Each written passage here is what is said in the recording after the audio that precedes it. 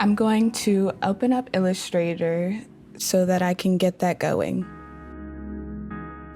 I'm also going to open up another Chrome window so that I can go to Adobe Fonts.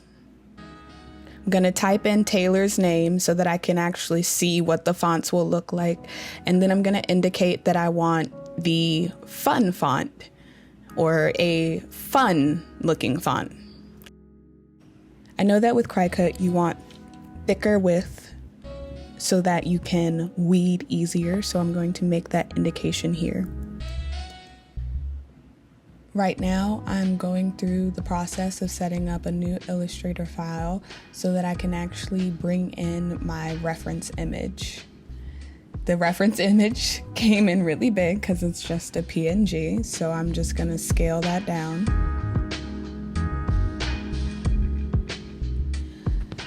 We're going to duplicate our reference layer so that just in case we mess up, we have that to come back to. I'm going to turn off the visibility on our reference layer so that I don't accidentally click on it. Because it was a high resolution PNG, I'm going to go through the process of rasterizing it so that the live trace process will go quicker. So I'm going to go over to Object, Rasterize. Right now it's at 300, which is the max, so I'm going to reduce it down to screen size and then hit OK. Then I'm going to go to low fidelity image. I'm seeing now that the quality in terms of actual shapes isn't being withheld the way I'd like it to, so I'm gonna go back in and rasterize at a slightly higher PPI of 150. And see what that does for our live trace. I'm gonna try the live trace with auto. And auto looks pretty good. I just want to give it 2 colors to really define those shapes since there are only 2 colors. I'm going to go into the advanced features so that I can try and clean this up as much as possible. I'm gonna play around with the paths and the corners to see if I can get the image to not look so choppy. For this particular image, this looks pretty good. I do see one area where there is a lighter pink that I'm going to have to go in and get rid of, but generally this looks like a pretty good live trace. I'm going to click on the image itself. I'm going to go to Object Expand so that these turn into vector objects that I can actually work with. We're gonna get rid of white, but I'm not just gonna click on it. I'm actually gonna grab my magic wand tool so that I can, which is shortcut Y on Mac, so that I can grab all of the white from the image at once. Then I'm going to right click and ungroup the expanded vector image. Usually you have to do it twice, so I'm gonna right click again and then ungroup. And now I'm able to go in and get rid of this your text.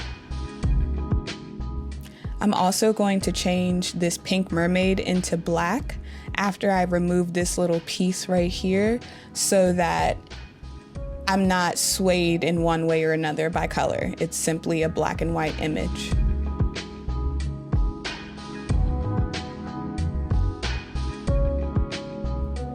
Then I'm going to bring it actually onto my artboard and extend out my artboard so I can really fit this image.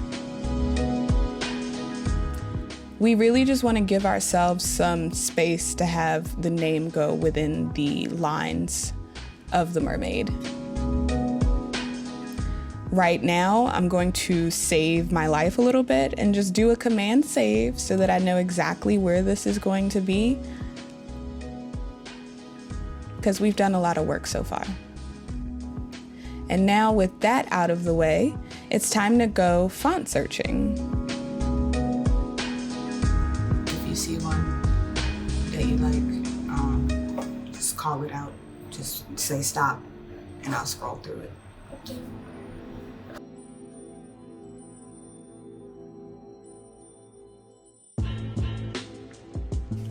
And now with the input of my 5-year-old, I'm gonna actually go through the process of bringing in her name. I'm going to make a duplicate of the name and hide one just in case we make any mistakes. And then I'm going to actually create eye lines on the text layer. I noticed that the A didn't have a space in it, so I'm going to add in this triangle here by putting the triangle directly above it and then selecting both with Command Q or the lasso tool very carefully. And then I'm gonna come over to my Pathfinder and do a divide. Then I'm going to grab the triangle and get rid of it. I see a little bit of white was left over, so I'm gonna just go ahead and zoom in and get rid of that. And then I'm going to export this as an SVG.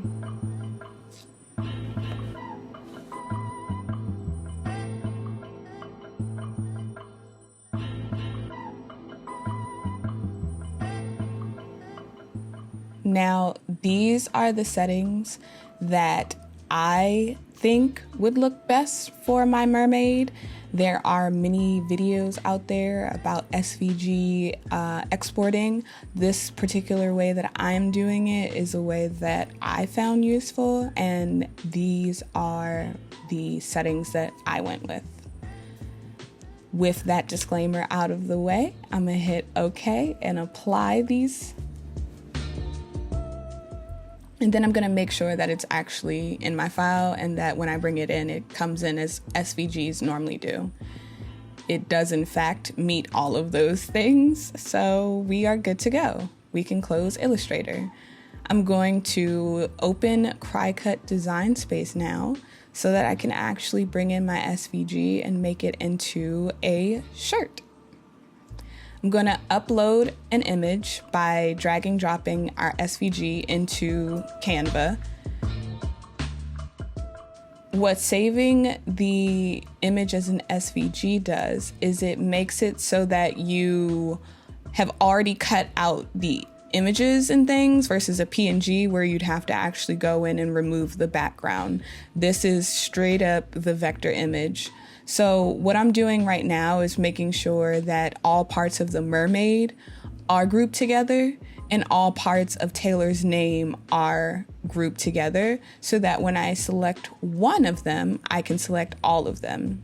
I also want to bring in a template so that I can make sure that the shirt design is sized correctly for the medium shirt. So I'm gonna make those specifications here that I want a youth-sized medium shirt, and then I'm gonna actually place in my mermaid so that I can scale it.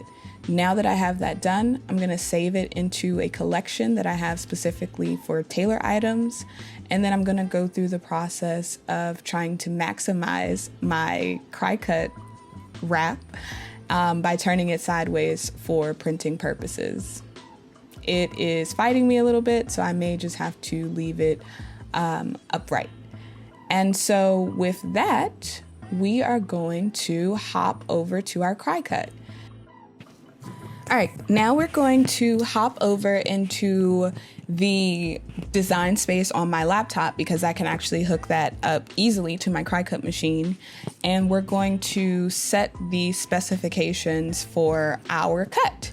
So here you want to make sure that everything is set to mirror because you're going to be ironing it on to your shirt. You also want to make sure that it is placed in an area where you have enough materials to cut.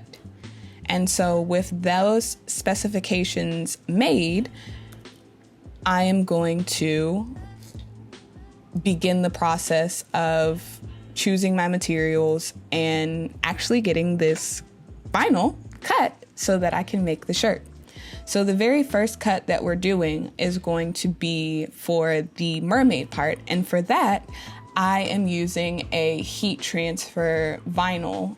It's a new product by Cricut, so it's not necessarily in their design space at this moment in January of 2023. So I kind of had to search around and look for the closest thing that met those specifications. And so with that, you want to make sure that your pressure is good, and it walks you through the process of actually making sure that your materials are loaded. So now we're gonna move forward with our first cut. So with our materials already loaded onto our Cricut cutting mat, we're gonna actually load in the material so that the Cricut machine can make its first cut. I'm gonna go through the same process for the foil transfer and print that particular vinyl cut as well. All right, now you can see the Cricut do its thing. I don't have one of those fancy material holders that you put at the end, so I kind of just wait with it, which is not the most time efficient, but it works for me. So now with the final part of the shirt printed and cut, we're done with our Cricut, and it is time to make sure that we maximize the material that we are using. We're gonna carefully roll this material off of our sticky mat. Now, with the actual Cricut mats, I want to make sure that I make note that you should probably put your plastic back on as soon as you're done, because one of the reasons that one of my mats isn't as sticky as it could be is because I have a child and I have a cat, and dust, dander, everything will actually stick to this, and you'll have to get new ones if they don't remain as sticky as they once were. I'm going to get myself organized right now so that I can begin the weeding process.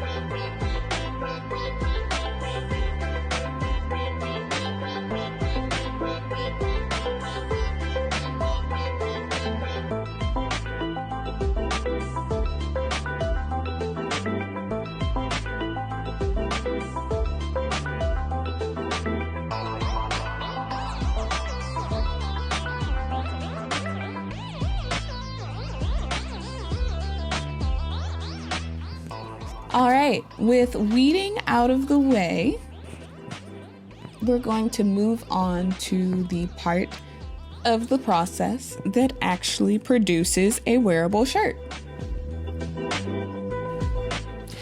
Right now, I'm waiting for the Cricut Easy Press to heat up. I'm told that there's an app for the heat guide, but I don't use Cricut to make a lot of shirts right now. So I feel that going to search for the heat guide, since it is on a website, that just kind of works for me. And so now that we're on the heat guide, we're gonna put in that we're doing our foil iron-on, because that is probably the material that will most closely relate to the heat transfer vinyl that just came out, as well as the actual foil iron-on itself. We're doing it on 100% cotton, and we are using a Cricut pressing mat. It's telling me that it needs a little less heat for the foil transfer, so I'm gonna just check on the heat transfer to make sure that the times are similar for how long you have to press for, as well as the temperature. We're setting the temperature to 295 for 30 seconds, and then we're gonna flip it over and press for 15. We're gonna place the iron-on face down, liner side up. We're gonna press firm pressure at 295 and then flip over and press for 15 seconds. So pretty straightforward. I'm just gonna put the phone right here for now. It beeped, so it is hot enough. I'm going to pre-iron the shirt so that I don't have any wrinkles. And then I'm going to actually fold the shirt in half so that I know exactly where the center of the shirt will be. I'm just gonna iron in a little crease at that middle point.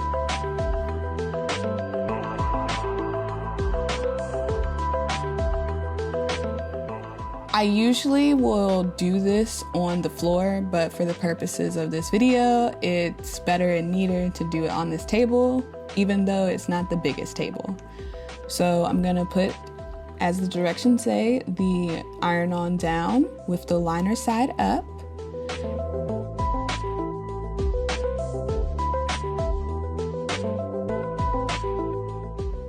And we're just going to press firmly for 30 seconds.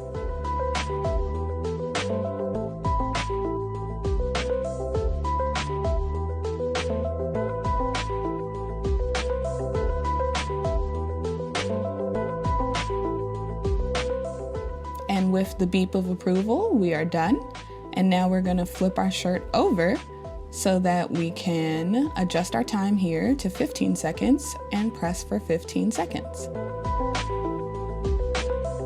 I'm not pressing firmly according to the instructions, so I'm just gonna leave it. All right.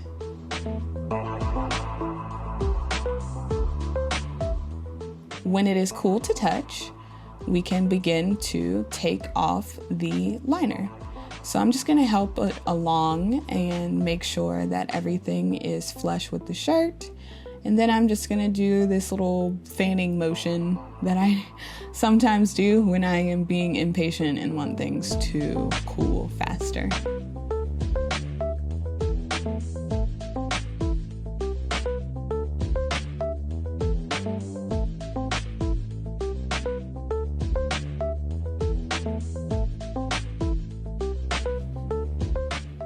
And now it is time for the moment of truth. I'm going to slowly peel this back, paying special attention to the edges and the small little intricacies on her hair. So far, so good.